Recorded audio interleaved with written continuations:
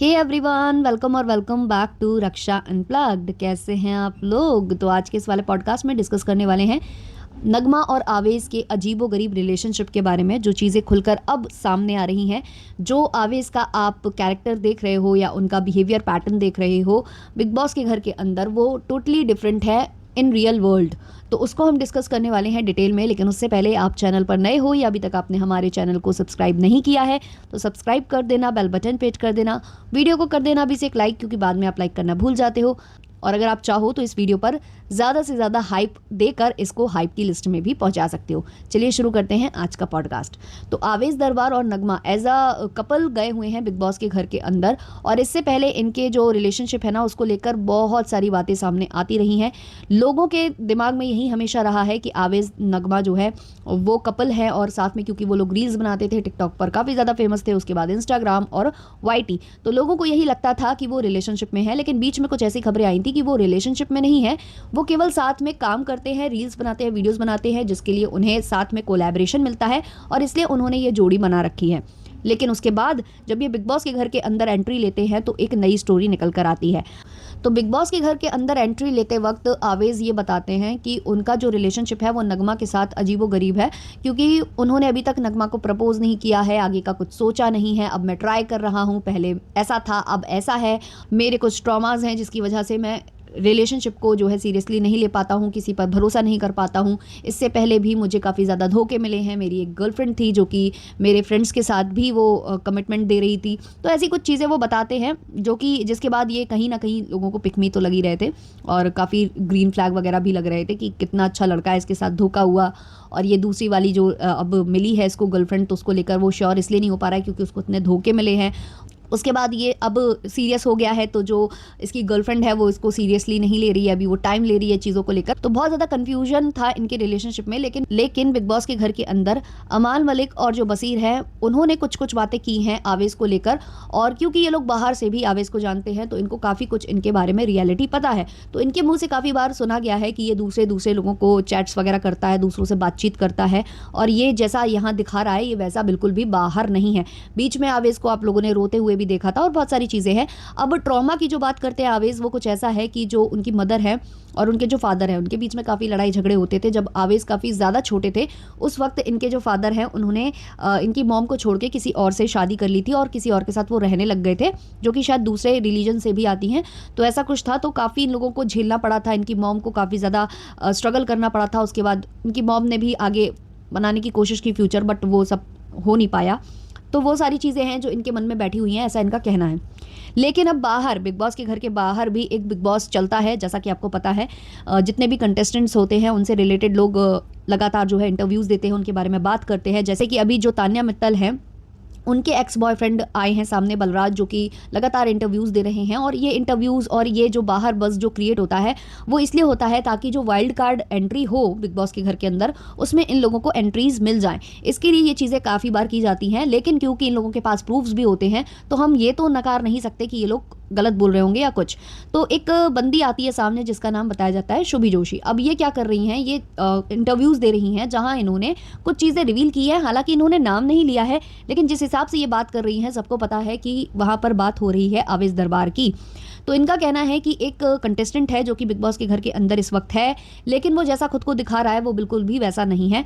फिर ये अपना पर्सनल एक्सपीरियंस शेयर करती नजर आ रही हैं, जहां इन्होंने बताया कि जो आवेश हैं वो पहले क्या करते थे कि इनको मैसेजेस वगैरह करते थे, इन्होंने रीच आउट किया था इंस्टाग्राम और दूसरे सोशल मीडिया प्लेटफॉर्म के जरिए, और वहाँ इन दोनों की चैटिंग वगैरह स्टार्ट हो गई थी। तो तब जो शुभी जोशी हैं, जैसा कि सब समझते हैं, वैसा शुभी जोशी को भी यही लगा था कि जो आवेश हैं वो कमिटमेंट दे चुके हैं किसको, नगमा को, मतलब ये दोनों कमिटेड रिलेशनशिप में चल रही हैं। तो शुभी जोशी ने डायरेक्टली उनसे पूछ लिया कि आप तो मतलब रिलेशनशिप में हो ना नगमा के साथ। तो वहाँ आवेश ने शुभी को ये बताया कि नहीं, वो लोग रिलेशनशिप में नहीं है, वो लोग बस साथ में वीडियो क्रिएट करते हैं और लोगों को उनकी बॉन्डिंग अच्छी लगती है, लोगों को उनकी जोड़ी अच्छी लगती है, इसलिए वो इस तरीके से कंटेंट क्रिएट करते हैं और प्रमोशन भी उनको इसी हिसाब से मिलता है, कोलैबोरेशन मिलता है, इसलिए दोनों साथ में हैं। बाकी लोगों का कोई भी ऐसा सीरियस रिलेशनशिप नहीं है, ऐसा कुछ आवेश ने शुभी जोशी को बताया, according to Shubhi Joshi only.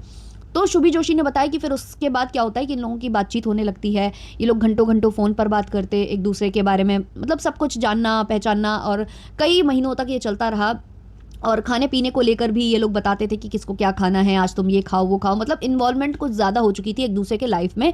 Even कई बार ये लोग घंटों पर फ़ोन पर बात करते करते सो भी जाते थे, ऐसा कुछ शुभी जोशी क्लेम कर रही हैं। तो शुभी जोशी ने बताया कि ये सब होता रहा और हम लोग काफ़ी ज़्यादा इन्वॉल्व हो चुके थे। हालांकि हम लोगों ने एक दूसरे को ना तो प्रपोज किया था और ना ही हम लोग किसी कमिटमेंट वाले उसमें थे, लेकिन इमोशनली काफ़ी ज़्यादा अटैच हो चुके थे एक दूसरे से। उसके बाद क्या होता है कि धीमे धीमे जो आवेज़ हैं वो शुभी से बात करना कम कर देते हैं और उनको इग्नोर करना स्टार्ट कर देते हैं। और इसका कारण कभी भी आवेज़ ने शुभी को नहीं बताया। शुभी भी काफ़ी अजीब फील कर रही थी, वो हमेशा ये सोचती रहती कि शायद मुझसे कुछ गलती हो गई है, शायद मैंने कुछ गलत बोल दिया है, क्यों आवेज़ ऐसा कर रहा है। वो भी काफ़ी ज़्यादा कन्फ्यूज्ड वहाँ हो रही थी। तो उसके बाद क्या होता है कि शुभी जब अपनी फ्रेंड्स के साथ कहीं निकलती हैं, कहीं जाती हैं, तो वहाँ उनकी जो एक फ्रेंड है वो उनको बताती है कि एक बहुत बड़ा इन्फ्लुएंसर है ना, वो मुझे डीएम करता है, मैसेजेस करता है और वो मुझसे मिलने की बात करता है कि चलिए कि कभी टाइम निकाल कर चलो मिलते हैं वगैरह वगैरह। तो जब ये शुभी जोशी को पता चलता है तो शुभी जोशी मतलब ऐसे ही जानने की कोशिश करती हैं कि आखिर वो बंदा है कौन, कि बड़ा सोशल मीडिया इन्फ्लुएंसर है तो कौन है वो बंदा।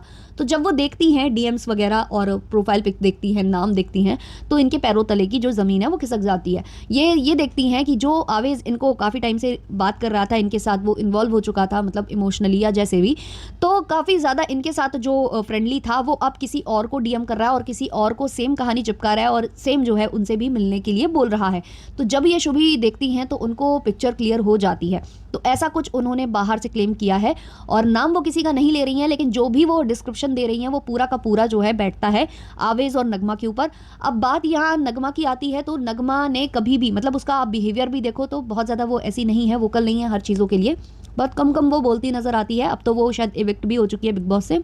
तो अगर हम नगमा और आवेज़ की बात करें तो नगमा उनके डांस एकेडमी में जाती थी और उस वक्त वो सोशल मीडिया पर काफ़ी ज़्यादा एक्टिव थी, जबकि आवेज़ उस समय सोशल मीडिया पर उतना एक्टिव नहीं था। लेकिन नगमा के कहने पर, नगमा के समझाने पर, गाइड करने पर जो आवेज़ हैं उन्होंने भी कंटेंट क्रिएशन करना स्टार्ट किया और आवेज़ काफ़ी ज़्यादा फेमस हो गए। फिर ये साथ में वीडियोज़ वगैरह बनाने लगे और साथ में ये लोग फेमस हो गए। लेकिन शायद इन लोगों का जो रिलेशनशिप है वो अलग ही टाइप का रहा है। शायद कमिटमेंट कभी दी नहीं आवेज़ ने और नगमा हमेशा वेट करती रही। और ये जो चीज़ें हो रही हैं, ये जो चीज़ें चल रही हैं, ऐसा नहीं है कि इनकी जानकारी नगमा को ना हो। नगमा को ऑब्वियसली सारी जानकारियाँ होंगी, बट नगमा इसको इग्नोर करती हैं। क्यों करती हैं वो तो नगमा ही जाने। बाकी अभी जब वो बाहर आती हैं, बिग बॉस के घर के से बाहर आती हैं और ये सब वो चीज़ें देखती हैं, तो उनका क्या रिएक्शन आता है, वो क्या इंटरव्यूज़ में बोलती हैं, क्योंकि ऑब्वियसली उनके इंटरव्यूज़ आएंगे अब सामने, वो कुछ बोलेंगी तो उससे हमें पता चलेगा कि क्या था सारा माजरा और ये सब रियल है या फेक है। हालांकि देखो, अगर शुभी इतना ज़्यादा वोकल हो रही हैं आकर इंटरव्यूज़ में, तो ऑब्वियसली उनके पास प्रूफ्स होंगे और अगर उनके पास प्रूफ्स होंगे, उनके पास चैट वगैरह अवेलेबल होंगे, तो हो सकता है कि उनको बिग बॉस के घर में एंट्री मिल जाए और नगमा के जाने के बाद हो सकता है कि वहाँ पर शुभी की एंट्री करा दी जाए।